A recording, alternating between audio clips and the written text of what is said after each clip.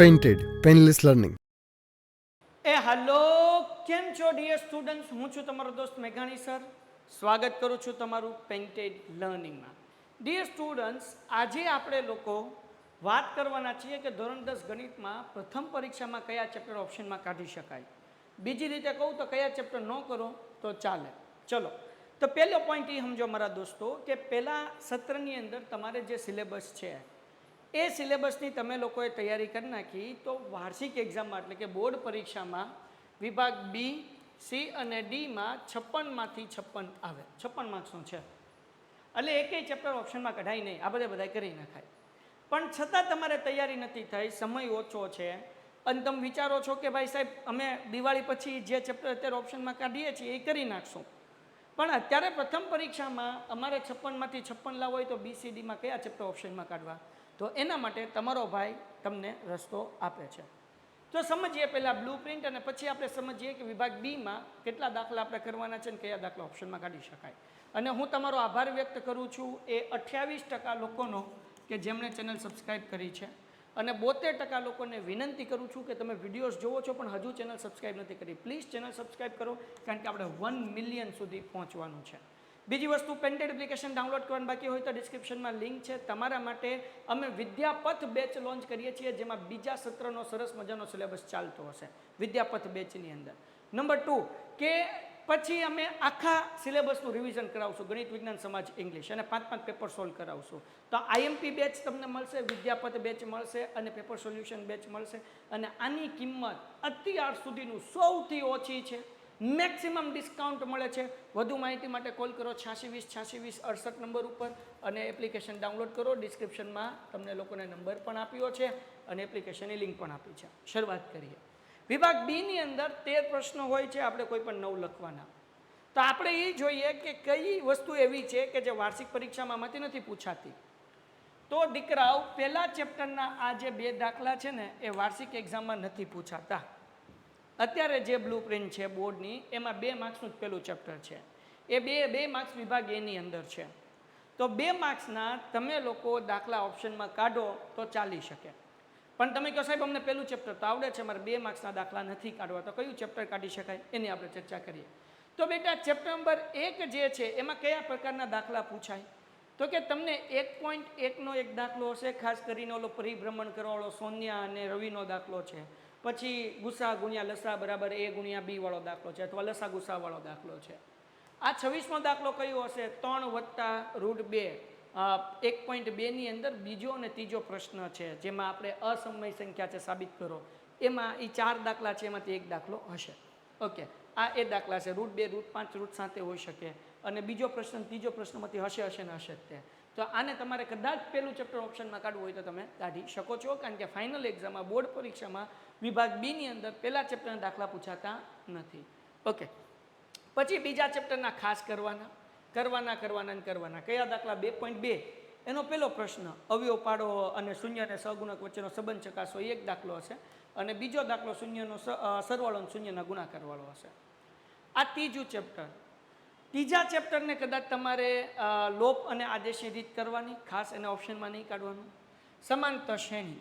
આ સમાંતર શ્રેણીની અંદર તમે જુઓ તો 3 જ સૂત્ર છે. ANનું સૂત્ર છે, SNના 2 સૂત્ર છે. વાર્તા પૂરી થઈ ગઈ એટલે એને ઓપ્શનમાં ન કઢાય.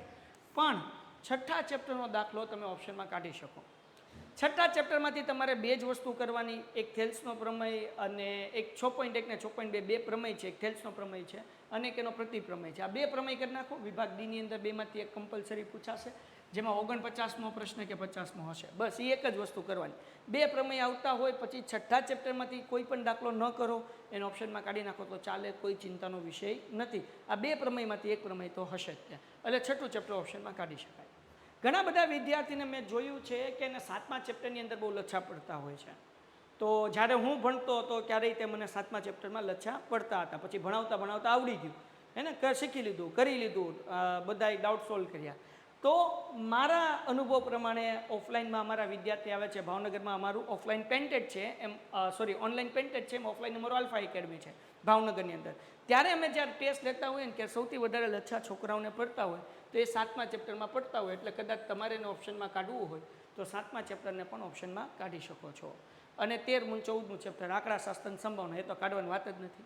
તો આમાંથી તમારે શું કહેવાય કે કોઈ પણ 9 દાખલા લખવાના હોય, 1 2 3 4 5 6 7 8 9 10 દાખલા છે. આમાંથી કોઈ પણ 9 દાખલા તમે લખી શકો. 3 દાખલા તમે કાઢો છો ઓપ્શનમાં તો પણ તમે લોકો કોઈ પણ 9 દાખલા 10માંથી લખી શકશો. એક અઘરો હોય હજી ઓપ્શનમાં નીકળી જાય. ઓકે, આગળ વ્યા જઈએ. હવે આપણે વાત કરીએ વિભાગ C ની. આની અંદર 9 દાખલા છે, એમાંથી કોઈ પણ 6 દાખલા લખવાના છે. તો 7મું ચેપ્ટરના 2 દાખલા આપણે ઓપ્શનમાં કાઢી નાખ્યા. વિભાગ A માટે બધાય ચેપ્ટર કરવા પડશે. આપણે વાત કરીએ છીએ BCDમાં શું ઓપ્શનમાં નીકળે, વિભાગ Aમાં કાંઈ ઓપ્શનમાં નહીં નીકળે. ઓકે, આ નીકળી ગયો. બાકી બધાય દાખલા કરી નાખવાના. 3જું ચેપ્ટર કરી નાખવાનું, 5મું કરી નાખવાનું, 13 અને 14 કરી નાખવાનું. હવે વૈધા કેટલા જો? 1 2 3 4 5 6 7. આ 7માંથી તમને આવડતા હોય કોઈ પણ 6 દાખલા કરવાના. એક દાખલો હજી ઓપ્શનમાં અઘરો લાગે એ કાઢી નાખવાનો. તો મેં તમને લોકોને 2 ચેપ્ટર આખા ઓપ્શનમાં કઢાવી દીધા. એક તો 6ઠું અને એક કઢાવી દીધું 7મું. હવે તમને લોકોને 7મું ચેપ્ટર આવડે છે, 3જા ચેપ્ટરમાં લોચા પડે શ્લોક અને આદેશમાં, તો તમે 3જું ઓપ્શનમાં કાઢી શકો તો 7મું કરવાનું. 3જું અહીંયાથી કાઢી નાખવાનું, 7મું કરવાનું. 7મામાં ઇઝી છે, 2 સ્વાધ્યાય છે, 10 કે 12 દાખલા થાય. 3જું થોડુંક મોટું છે, ઘણા બધાને 3જું અઘરું લાગતું હોય તો તમે 3જું પણ ઓપ્શનમાં કાઢી શકો. અને 7મું કાઢવું હોય તો 7મું કાઢી શકો. 6ઠું તો કાઢી જ નાખવાનું. તો તમને 2 ઓપ્શન આપું છું, ક્યાં તો 3જું કાઢો ક્યાં તો 7મું કાઢો. જે અઘરું લાગે તમે ઓપ્શનમાં કાઢી નાખો, તોય તમારા પૂરા માર્ક્સ આવી જશે. વિભાગ D ની વાત કરીએ. વિભાગ D ની અંદર તમે લોકોને આ એક પ્રમેય તો હશે જ અહીંયા, હે ને? થેલ્સનો પ્રમેય અને એનો પ્રતિપ્રમેય હશે જ. 2માંથી 1 પ્રમેય હશે. 2 આંકડાશાસ્ત્રના દાખલા અને 2 સંભાવના દાખલા, 5 જ દાખલા કરવાના હોય છે. થઈ ગયું. 3જા ચેપ્ટરનો દાખલો તમે ઓપ્શનમાં કાઢી શકો, 5મા ચેપ્ટરનો ઓપ્શનમાં કાઢી શકો, અને 6ઠા ચેપ્ટરનો એક દાખલો ઓપ્શનમાં કાઢી શકો. હવે માનો કે સાહેબ અમને 2 પ્રમેય ન પૂછ્યા હોય તો, 2 6ઠા ચેપ્ટરના દાખલા પૂછ્યા હોય ને અમે દાખલા કરીને યાદ નથી તો શું થાય? તો આપણે સમાંતર શ્રેણીનો જે 4 માર્ક્સના દાખલા છે, સ્વાધ્યાય 5.2 ની અંદર 18 19 20 અને સ્વાધ્યાય 5.3 ની અંદર શું કહેવાય કે 8 થી લઈને 12 અને પ્રશ્ન નંબર 3 ની અંદર 10 દાખલા છે એ આપણે જોઈ લેવાના, કે જેથી કરીને આપણો ભગો ન થઈ જાય, બકરી ડબ્બામાં ન પુરાઈ જાય. તો ડિયર સ્ટુડન્ટ્સ, અગર હું તમને એમ કહું કે તમારા લોકોને એક્ઝામમાં 8 ચેપ્ટર છે, પહેલું ચેપ્ટર, બીજું ચેપ્ટર, ત્રીજું ચેપ્ટર, 5મું ચેપ્ટર, 6ઠું ચેપ્ટર, પછી કયું છે 7મું ચેપ્ટર અને 13મું ચેપ્ટર અને 14મું ચેપ્ટર. તમે કયા કયા ચેપ્ટર ઓપ્શનમાં કાઢી શકો? પહેલા ચેપ્ટરના દાખલા તમે ઓપ્શનમાં કાઢી શકો છો. પણ અત્યારે માનો કે એ તમે કરો છો તો તમારી આગળ ઓપ્શન રહ્યો 3જું ચેપ્ટર નીકળે અથવા તો 7મા. 2માંથી 1 જ કાઢવાનું, 2 નહીં કાઢવાનું. અને 6ઠા ચેપ્ટર કાઢી નાખવાનું, એમાંથી ખાલી પ્રમેય કરવાનું. તો દીકરાઓ તમારે કરવાનું કેટલું રહ્યું? પહેલું ચેપ્ટર, બીજું ચેપ્ટર, 5મું ચેપ્ટર, 13મું ચેપ્ટર અને 14મું ચેપ્ટર. આ 5 ચેપ્ટર કરી નાખો તો વિભાગ B, C અને Dમાં 56માંથી 56 આવી જાય. અને બધાય ચેપ્ટર વિભાગ A માટે કરવાના. ડન થઈ ગયું. તો અગર જો તમે પ્લાનિંગ કરશો, ધ્યાનથી દાખલા કરશો, સાહેબ અમારે દાખલા શીખવા છે, શું કરવાનું? પેન્ટેડ એપ્લિકેશન ડાઉનલોડ કરવાની.